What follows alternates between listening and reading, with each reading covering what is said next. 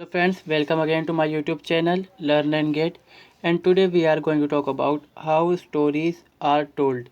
This is first unit of our English book General English. ठीक है, तो यहाँ से हम इसको जानेंगे क्या है कि ये हाउ स्टोरीज आर टोल्ड। ये हमारी जो जनरल इंग्लिश की बुक है उसका पहला यूनिट है। इसमें बताया गया है कि हाउ स्टोरी टोल्ड। अब चैप्टर का नाम जो है कि स्टोरी कैसे बोली जाती थी, कैसे बोली जाती हैं, वो है। मगर थोड़ा सा इसमें हम देखते हैं कि जो अब पढ़ेंगे इसका कॉन्टेक्स्ट थोड़ा सा अलग होता है अंदर से जब पढ़ते हैं इसको। शुरू के अंदर ही आता है कि हाउ स्टोरी आर टोलिंग, मतलब जो टोल्ड मतलब कैसे बोली जाती है स्टोरीज। तो telling a story is a social and cultural activity by means of which experience are shared. Stories are often told with improvisation, theatric और embellishment। तो यहाँ पर ये बात है कि जैसे हम देखते हैं कि स्टोरीज़ किस तरह से बोली जाती है। स्टोरीज़ तो एक तो ऐसा होता है कि काम चलाओ तरीका, इसको हम बोलते हैं इम्प्रोवाइजेशन। मतलब बस बैठा गए लोग इकट्ठे होकर बन गया, मतलब मंडली बना ली एक तरह से और बैठ गए बताने के लिए स्टोरी। और दूसरा होता है थिएटर, जैसे कि हम जानते हैं थिएटर में जाके बताई जाती है। और दूसरा होता है कि एक बैठक लगाई जाती है, इकट्ठे लोग कहते हैं। थिएटर से थोड़ा सा अलग तरह का ही सिस्टम होता है, मगर खुले में बनाते हैं बैठ के लोग। जैसे हम बोलते हैं कि आंगन ला के बैठ जाते हैं लोग, उसको बोलते हैं गाँव देहात वाली भाषा के अंदर चौपड़ी मार के सारे इकट्ठे होकर बैठते हैं ना। तो इस तरह बोली जाती है स्टोरी। तो ये 3 टाइप्स हो सकते हैं स्टोरी के, और 2 तरह से स्टोरी को हम बताते हैं। एक तो हम ज़बानी मतलब अपने ओरली बताते हैं स्टोरी को, दूसरा रिटन फॉर्म के अंदर होती हैं। तो हम यहाँ पर शॉर्ट स्टोरीज़ के बारे में बात करेंगे इसके अंदर ज़्यादातर मेनली।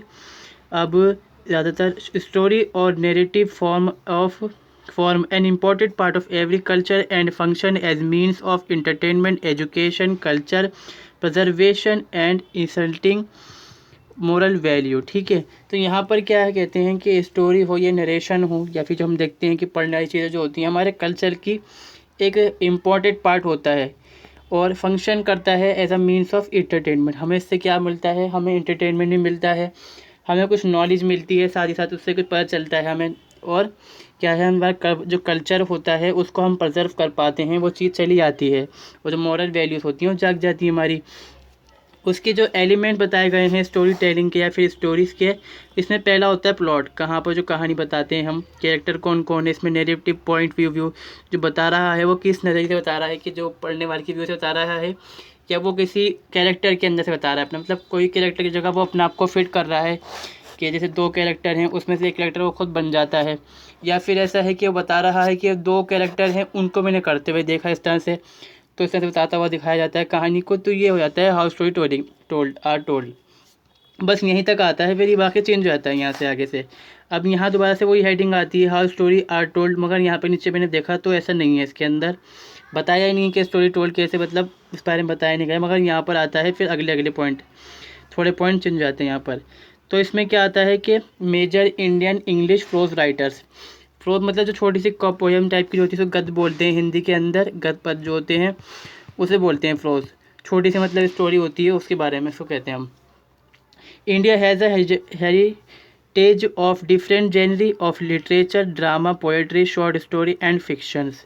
हम जानते हैं कि इंडिया के अंदर हर चीज़ देखने को मिल जाती है हमें, हेरिटेज तो है ही इंडिया, बहुत सारी चीज़ों का मेल है यहाँ पे। Indian literature begin with poetry leading a number of varieties of pros in the form of short story, drama, ऐसे एंड नॉवेल्स। हमें क्या मिलता है देखने में इंडियन नॉवल के अंदर, शॉर्ट स्टोरी है, ड्रामा है, ऐसे है, नॉवल मिल जाता है, और बहुत सारी तादाद के अंदर नंबर्स के अंदर मिलता है हमें देखने को। New issue such as post coloniality, multi culturality, indigenization and nativism led to the change in post independence literature. तो हम क्या देखते हैं कि पोस्ट मतलब जब बात करते हैं कॉलोनिटी, मतलब जो आज़ादी के बाद जो हम देखते हैं, पहले इंडिया क्या था, कॉलोनी थी एक तरह से, कि इनके ब्रिटिशर्स की, बाद में आज़ाद होता है। और उसके बाद हम देखते हैं कि मल्टी कल्चरलिटी होती है, बहुत सारे जो हमारे कल्चर रहते हैं यहाँ पर हम इंटरसिटी, और जो नेटिविज्म होता है, मतलब जब हम काले की बात करते हैं हम, तो ये क्या करता है, ये चेंजेस लाता है हमारे किसके अंदर, लिटरेचर के अंदर, इंडिपेंडेंस के बाद भी, और इंडिपेंडेंस से पहले भी चेंजेस आते हैं इसके अंदर काफ़ी। इसमें बताया गया है फिर बाद में कि राजा राम मोहन रॉय, रामकृष्ण परमहंस और विवेकानंदा, आर एम रॉय, महात्मा गांधी कौन थे, ये राइटर्स होते हैं हम जब बात करते हैं इंडिया के इंडिपेंडेंस से पहले, बिफोर इंडिपेंडेंस, ठीक है, तो ये इसलिए करते हैं, जो राइटिंग्स होती हैं इनकी, वो इंडिया को जो लोग होते हैं, इंडिया जो लोग होते हैं उनको अवेयर करने के लिए लिखते हैं कि आप अपनी जो फ्रीडम के लिए फ़ाइट करें, जिस तरह से भी कर सकते हैं वो उसके लिए। तो ये कुछ होते हैं सोशल रिफॉर्मर्स होते हैं। इसके अलावा बहुत सारे रिफॉर्मर बाद में आते हैं, आज़ादी के बाद भी, हमारे इंडिपेंडेंस के बाद, after independence. They wrote on women emancipation and political consciousness. तो ये जो लोग जो हम देखते हैं अक्सर जो रिफॉर्मर्स होते हैं उस टाइम के अंदर, देखते हैं कि एक सती प्रथा थी जो जल के मरती थी औरतें, उसके ऊपर तो राजा राम मोहन रॉय बहुत ज़्यादा लिखते हैं इसके बारे में, और ये ख़त्म भी हो जाती है बंगाल के अंदर। सबसे पहले ब्रिटिश गवर्नमेंट को ख़त्म कर डालती है इस प्रथा को, ठीक है, ये कल्चर जो होता है हिंदू धर्म के अंदर। तो ये चीज़ क्या है, रिफॉर्मर्स होते हैं जो औरतों की बातें होती हैं, जो इन औरतों के हक़ की बात करने लग जाते हैं समाज के अंदर। और दूसरी बात करते हैं कि पॉलिटिसाइज़ करते हैं सोसाइटी को ये, क्योंकि जब ज़रूरत पड़ रही होती है हमें इंडिपेंडेंस के लिए, लोगों को जगाने के लिए, अवेयर करने के लिए। There are some other R K, अब जो हम देखते हैं कुछ अदर राइटर्स कौन कौन से हो सकते हैं। आर के नारायण हैं, अरुंधति रॉय हैं, विक्रम सेठ हैं और राजा राव हैं। ये बाद में भी आते हैं और कुछ पहले से लिखते हैं इनमें से, जिसमें हम देखते हैं कि पोस्ट मॉडर्न फिक्शन। अगला जो पार्ट आता है वो यही है कि post modern fiction. After 1918 began the period of new fiction. In this period a breed of new novelists emerge. जो नए नॉवलिस्ट होते हैं वो आते हैं सामने। इसमें हम देखते हैं सलमान रुश्दी हैं, विक्रम सेठ हैं, उपमन्यु चटर्जी हैं, शशि देशपांडे हैं, शशि थरूर हैं और शोभा डे हैं, अमिताभ घोष, अमिताभ चौधरी और अरुंधति रॉय इसके अंदर शामिल होते हैं।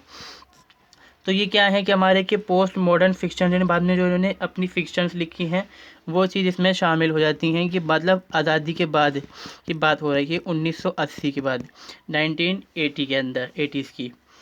तो इससे पहले हम पढ़ते हैं शशि देशपांडे कौन है। शशि देशपांडे जो है नॉवलिस्ट है, हम जानते ही हैं कि उन्होंने कुछ नॉवेल्स लिखे थे, मतलब ये लेडीज़ थी, ठीक है। अब ये क्या है, इनके जो हम मानते हैं सस्टेनेबल अचीवमेंट होती हैं, मतलब बहुत अच्छे अच्छे नॉवेल्स लिखती हैं, उनको अवार्ड वगैरह भी कई चीज़ें मिलती हैं, और वो अपने जो इन्होंने नॉवेल्स लिखे थे उनके लिए फेमस बहुत ज़्यादा होती हैं, जिसमें इनके क्या क्या बताए गए हैं। Dark hold no terror, that long silence, small remedies, roots and shadows, a matter of time etcetera, इनके कुछ नॉवल बताए गए हैं इसमें।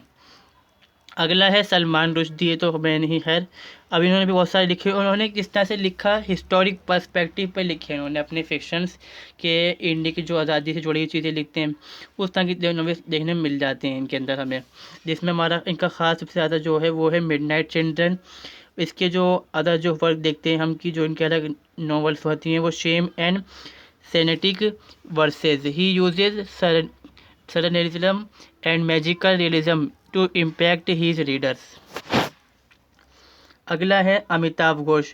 अमिताभ घोष ने कुछ पॉपुलर हैं, ये इंडियन प्रोज में राइटर में से आते हैं ये। इनकी जो राइटिंग्स दिखाई किताब के अंदर वो है the circle of reason, the Calcutta chromosome, seas in poppies, the shadow lines and the glass palace. ये इनके कुछ जो नॉवेल्स हैं बताए गए हैं किताब के अंदर हमारी। फिर शशि थरूर आते हैं इसके अंदर, जानते ही होंगे, इनको किताब भी हैं ये, द ग्रेट इंडियन नोवेल। इन्होंने पहला नोवेल लिखा था अपना, ठीक है, अब भी चलता है ये चीज़, बहुत ज़्यादा फेमस है ये। और अगला है विक्रम सेठ, इनका जो था गोल्डन गेट, इन्होंने 1988 में 6 में लिखा था, और 93 के अंदर इन्होंने दूसरा नोवेल लिखा जो उसमें देखने को आता है वो है अ सुटेबल बॉय, उनका दूसरा नोवेल देखने को मिलता है हमें। अगला है अमित चौधरी, इनका जो हम देखते हैं नॉवल कौन सा है, a strange and sublime address, afternoon raag, freedom song, a new world, Shobha De. Important contribution करती हैं ये भी सोसाइटी इवनिंग में। इनके जो हम देखते हैं जो उन्होंने लिखी हैं बुक्स कौन कौन सी वो आती हैं, पहला है socialite evening, स्टेरी night, sisters, strange obsessions, study days, snapshot and second thought. Arundhati Roy, इनका क्या है, इन्होंने बोकर प्राइज़ जीती हैं अपने नॉवेल्स के लिए। इसमें नॉवेल का नाम क्या होता है, the god of small thing, हर छोटी चीज़ का भगवान, इस तरह से कह सकते हैं इसमें हम। अब हम देखते हैं आगे, जो हम देखते हैं कि कीन ऑब्जर्व बताया गया है किस बारे में, हमारे इंडियन नॉवेल्स के बारे में।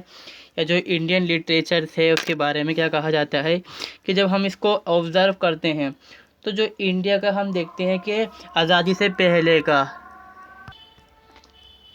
तो हम यही देखते हैं कि जब हम इंडियन नॉवल को हम देखते हैं तो उसका जब हम सही से ऑब्जर्वेशन करते हैं तो हम देखते हैं कि जो पोस्ट इंडिपेंडेंस हमने देखते हैं बिफोर इंडिपेंडेंस जो होता है, आफ्टर वो बिफोर इंडिपेंडेंस बोलेंगे सॉरी से, तो उसमें क्या होता है कि हमें जो देखने को मिलता है जो नॉवल होगा तो रोमांस पे होगा, जिसमें बताया गया है 2 एग्जांपल दिए गए हैं, कमला बिनी का, और या फिर होगा सोशोलॉजिकल नॉवल, मतलब जिसमें हम बात करते हैं जो सोसाइटीज़ में दिखाई जाती हैं, प्रॉब्लम्स थी इंडिया के अंदर, बुराइयां थी इंडिया की जो सोसाइटी के अंदर, या धर्म के जो बुराइयां थी उस चीज़ को दिखाया जाता है नॉवेल्स के अंदर।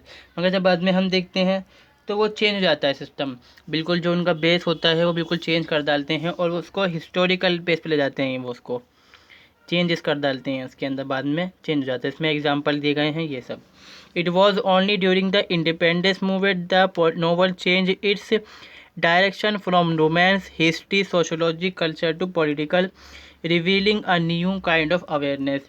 क्योंकि हम यहाँ बात करते हैं इंडिपेंडेंस के टाइम तो सिर्फ पॉलिटिकल बातें ही नहीं ज़्यादातर कि हमें देश को पहले अपना इंडिपेंडेंट करना है, अपनी इंडिया कंट्री को, बाद में सब चीज़ें हम कर लेंगे। तो उस टाइम में जो लोग होते हैं जो नॉवेल्स हैं, प्रोज हैं या फिर शॉर्ट स्टोरीज़ लिखते हैं, वो बेसिकली सिर्फ उसी के ऊपर लिखते हैं, इंडिपेंडेंट के ऊपर, जो इंडिया के अंदर बुराइयां हैं उनसे आज़ादी मिले, जो बाहर के ब्रिटिशर्स हैं उनसे हमें आज़ादी मिल सके।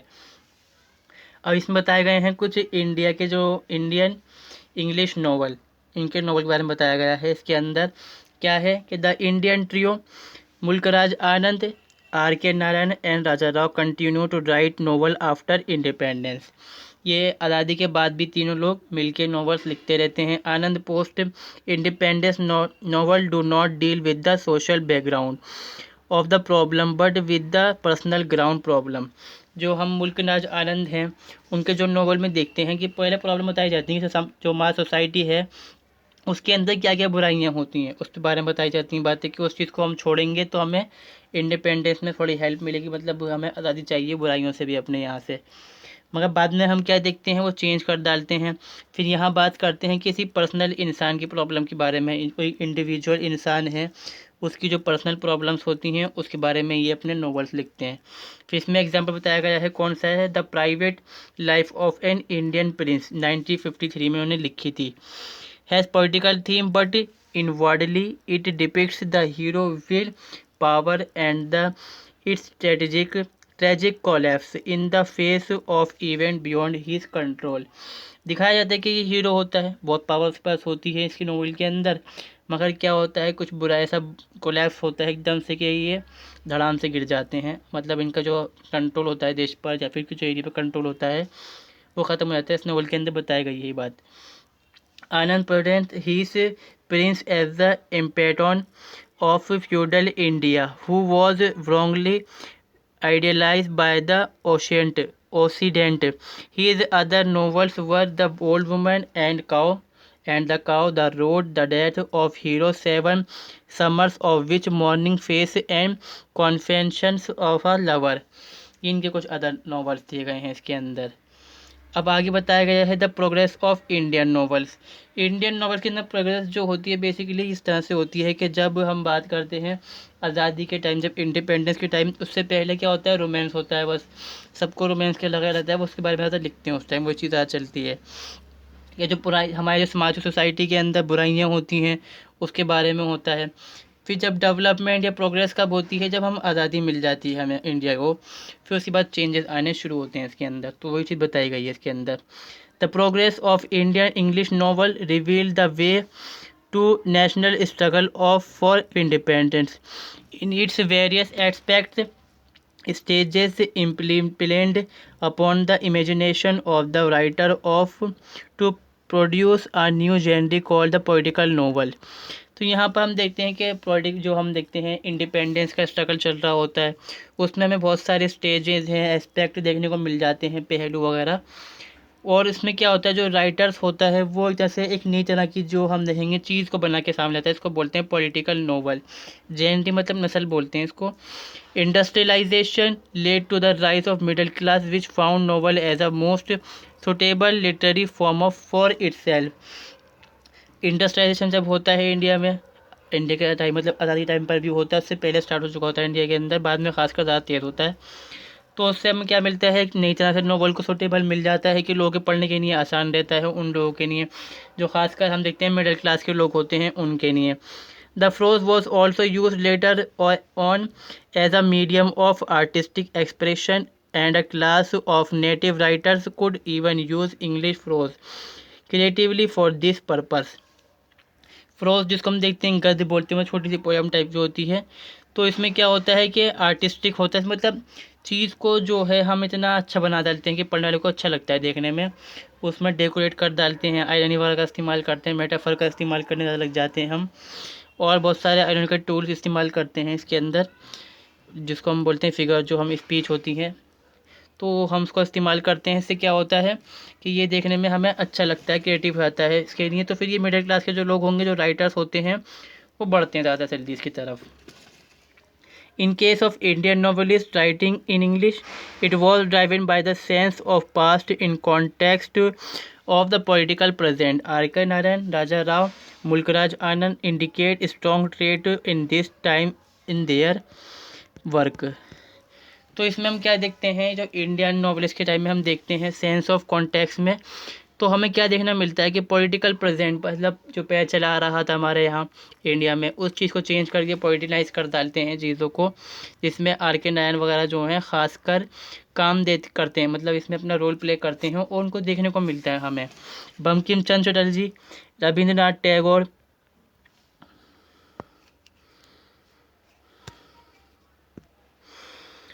Sarath Chandra Chatterjee and Manoj Basu from Bengal led to Indian reception of novel form। ये क्या है, जो लोग हैं, ये जो नॉवल होता है इसको ये कहते हैं जैसे लीड कर रहे होते हैं, नॉवल को आगे बढ़ाने की कोशिश कर रहे होते हैं, और जो बातें होती हैं अपनी, वो चीज़ें जो लिखनी होती हैं इनको, अपनी राइटिंग्स, वो नॉवेल्स के अंदर ही लिख रहे होते हैं। तो this league a famous trio R K Narayan, Mulkraj Anand and Raja Rao joint this league. They all follow the art of novel writing based on the model of English। तो ये क्या करते हैं तीनों लोग मिलकर, जो आर के नारायण है, मुल्क आनंद हैं, राजा राव हैं, ये फिर भी दोबारा इसका इस्तेमाल करते हुए देखने को मिलते हैं हमें। The novel primarily was the middle class of the man of the masses. क्या होता है कि हमें जो आम लोग होते हैं पसंद जो होती है वो चीज़ होती है, और जो आम लोग की ज़िंदगी होती है नॉवल के अंदर, बेसिकली हमें वही देखने को मिलती है नॉवल के अंदर अगर हम पढ़ते हैं तो नॉवल को। The world depicted by them is not ruled by the individual or king but by the masses। मतलब बहुत सारे लोग इसमें दिखाते हैं कि रूल कर रहे होते हैं, इसमें जो चीज़ दिखाई गई होती है के अंदर, नोवेल्स के अंदर, उस टाइम के अंदर, कि कोई जो राजा है उसको नहीं दिखाया गया है, मगर राजा जो दिखाया गया है वो एक तरह से दिखाया गया है कि भाई अपनी परेशानी को जो है उनको सॉल्व करता हुआ दिखाया जाता है इसके अंदर। The heroism in their work depicts the movement of the masses and crowd in revolution and war gripped by the savagery of nature of famine and flood. The masses in these work assume the role of the hero और the protagonist. मतलब जब हम देखते हैं कोई protagonist, मतलब उसको बोलते हैं जब इंसान की चीज़ से परेशान हो जाता है और उसके खिलाफ वो बोलने लग जाता है, वो होता है। तो हम इसमें क्या देखने को मिलता है कि जो हम नॉवेल्स पढ़ते हैं, जो इसमें कोई बांसेस, जो मतलब बहुत सारे लोगों के बारे में होती है, तो वो क्या दिखाए जाते हैं, या तो हीरो होंगे सारे के सारे उसके अंदर, या प्रोटैगोनिस्ट दिखाए जाते हैं। For instance in Khushwant Singh जो उन्होंने लिखा है ट्रेन टू पाकिस्तान, ये उर्दू के अंदर अगर पढ़ी होगी अपनी 12th क्लास में आती है ये जुगत। The protagonist become a convincing figure only in the background of the village Mano Majra and the community to the which he belong. इसमें दिखाया जाता है, जैसे आपने पढ़ा होगा तो दिखाते हैं कि वो जा रहे होते हैं अपने इंडिया को छोड़कर आपस पाकिस्तान, क्योंकि ये पाकिस्तान के रहने वाले ही होते हैं खुशवंत सिंह। हाँ, बाकी चीज़ों को याद करते हैं, अगर आपने पढ़ी हुई तो पढ़ के पता चल जाएगा स्टोरी के बारे में। Thus we observe that the Indian novel in English during the recent year, especially in 1980s and 1990s and after, reach a new height। तो हमें ये चेंजेस देखने को मिल जाते हैं इंडियन नोवेल या फिर हम इंडियन इंग्लिश राइटिंग लिटरेचर के अंदर देखेंगे, सब में चेंजेस ज़्यादा होते हैं उस टाइम के अंदर।